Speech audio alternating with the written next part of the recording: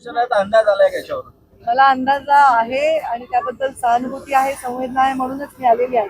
मी सुद्धा एसी मध्ये बैठका घेऊन बातम्या छापून आणू शकते, पण माझा कालपासूनचा रंग असा झालेला आहे, मी उन्हामध्ये पूर्ण रापून निघालेली आहे.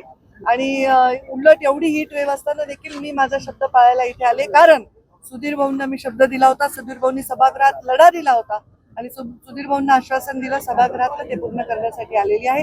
इथल्या प्रदूषणावर आम्ही एक लॉंग टर्म प्लॅनिंग तयार करू आणि यंदा सुद्धा काम चांगलं करायला लावू, या उद्योगांनाही काम करायला लावू, इथल्या अधिकाऱ्यांनाही काम करायला लावू आणि सर्व मिळून इथल्या प्रदूषणावर मार्ग काढू. ताई, तुम्ही स्वतःही अनुभव घेतला आहे की प्रदूषण विभागाचे अधिकारी जे आहे, प्रशासन ते अतिशय मुजोर आहे, लोकप्रतिनिधींचं ऐकत नाही, याच्यावर काही अंकुश लावाल का? नक्कीच लावेन. अधिकारी प्रत्येक ठिकाणी त्यांच्या म्हणजे जे नेतृत्व माझ्या आता त्यांना लाभलेलं आहे त्याच्याप्रमाणे त्यांच्याही वागण्यामध्ये बदल होईल आणि त्यांना पहिले शिक्षा करायच्या आधी मी स्त्री असल्यामुळे मी समजावून सांगेन, त्यांच्या वळण लावायचा प्रयत्न करेन आणि ज्याला वळण नाही लागत त्यांना शिक्षा करेन.